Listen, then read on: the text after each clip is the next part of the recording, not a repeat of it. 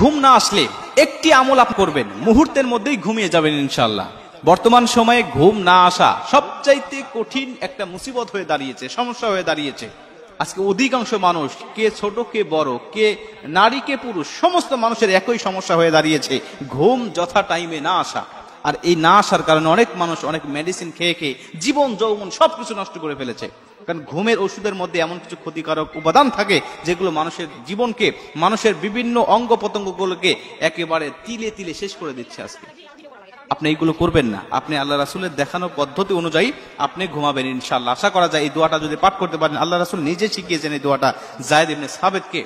আপনি এই দোয়াটা পাঠ করবেন, পাঠ করে আপনি ঘুমানোর চেষ্টা করবেন ইনশাআল্লাহ, অল্প সময়ের মধ্যে আপনি ঘুমিয়ে যাবেন। আপনি এই যে ঘুম না আসা, এটা কিন্তু আপনার নিজের দোষে হয়েছে, আপনি নিজের দোষে এই সর্বনাশটা আপনি করে নিয়েছেন। আপনি যথা টাইমে ঘুমান নাই এবং আপনার কিছু বদ অভ্যাস, যে অভ্যাসগুলোকে আপনাকে আজকে দীর্ঘ রাত পর্যন্ত জাগিয়ে রাখতেছে। বিশেষজ্ঞরা কয়েকটা কারণ উল্লেখ করেছেন। প্রথম নম্বর যে কারণটা, আর সেটা হলো দিনের বেলায় অতিরিক্ত ঘুমানো। ফজরের সময় তো অনেক মানুষ ওঠেই না, 10টা পর্যন্ত ঘুমায়, ঘুমানোর পরে অনেক মানুষ আবার জহর পরে ঘুমায়, আসর পর মাগরিব পর পর্যন্ত ঘুমায়। এইরকম অতিরিক্ত ঘুম যখন দিনের বেলায় পারবে সে, তখন তো ঘুমের চাহিদা দিনেই শেষ হয়ে যাবে, রাত্রিবেলা কি ঘুম আসবে?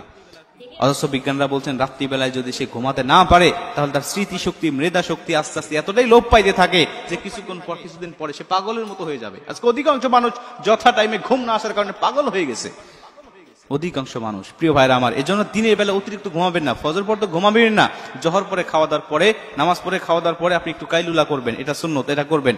আসর পরে ঘুমাবেন না, মাগরিব পর ঘুমাবেন না। আপনি এশার নামাজ পড়ে, এশার নামাজের আগে খাওয়ার চেষ্টা করবেন, এশার নামাজ পড়ে আর দেরি করবেন না। আপনি প্রয়োজনীয় কাজ না সেরে দ্রুত আপনি ঘুমানোর জন্য চেষ্টা করবেন। তাহলে একটা বদ অভ্যাস আপনি বাদ দিলেন যে আপনি দিনের বেলা অতিরিক্ত ঘুমাবেন না। 2 নম্বর বদ অভ্যাস, আর সেটা হলো কি, আপনি ঘুমের আগে চা এবং কফি এটা পান করবেন না। আপনারা জানেন যে চায়ের মধ্যে এমন কিছু উপাদান আছে যেটা মানুষের ব্রেনকে, মানুষের সতেজ রেখে দেয়, এটা সহজে নিস্তেজ হতে দেয় না, এটা ঘুমাতে দেয় না, সতেজ রেখে দেয় দীর্ঘক্ষণ পর্যন্ত। এই জন্য ঘুমানোর আগে, বিশেষ করে ঈশার নামাজের পরে চা কফি খাবেন না, কারণ এটা আপনাকে ঘুমাতে দিবে না, মানে অল্প সময়ের মধ্যে আপনাকে ঘুম আসতে দিবে না, দীর্ঘক্ষণ আপনাকে জাগিয়ে রাখবেন। যায়েদ ইবনে সাবিত রাদিয়াল্লাহু তাআলা আনহু আল্লাহ রাসূল সাল্লাল্লাহু আলাইহি ওয়াসাল্লামের কাছে আসলেন। মুসলমান ভাইরা আমার, যায়েদ ইবনে সাবিত রাদিয়াল্লাহু তাআলা আনহু আল্লাহ রাসূলকে সে ডাক দিয়া বলেন, ইয়া রাসূলুল্লাহ, ইয়া হাবিবাল্লাহ, কিছুদিন হয়ে যাচ্ছে আমার ঘুম ঠিক মতো আসে না, আমি এশার নামাজের পরে ঘুমাতে যাই কিন্তু আমার ঘুম হয় না। হুজুর, আমাকে একটি আমল বলে দেন, আমাকে একটি দোয়া বলে দেন, যেই দোয়াটা আমি যথা টাইমে পাঠ করলে যথা টাইমে আমার ঘুমটা আসবে।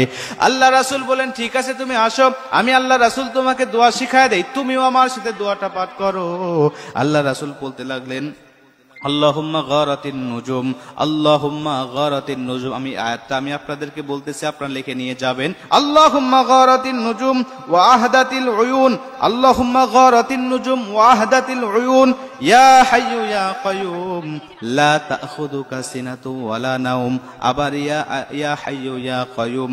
এরপরে আপনি পাঠ করবেন আহদিল লাইলি ওয়া আনিম আইনি। এই দোয়াটা পাঠ করে যখন আপনি ঘুমাতে যাবেন, আমার আল্লাহ রাব্বুল আলামিন দেখবেন যে মুহূর্তের মধ্যেই আপনাকে প্রশান্তির ঘুম চোখে এনে দিয়েছে। জোরে কোন সুবহানাল্লাহ। প্রশান্তির ঘুম আপনাকে এনে দিয়েছে। এই দোয়াটা পাঠ করবেন, এরপর আর ঘুমের যে দোয়াটা, বিসমিল্লাহি আল্লাহুম্মা বিসমিকা আমুতু ওয়া আহইয়া, এই দোয়াটা পাঠ করবেন এবং শোয়ার আগে আপনি আয়াতুল কুরসি পাঠ করবেন এবং মনে মনে দরুদ শরীফ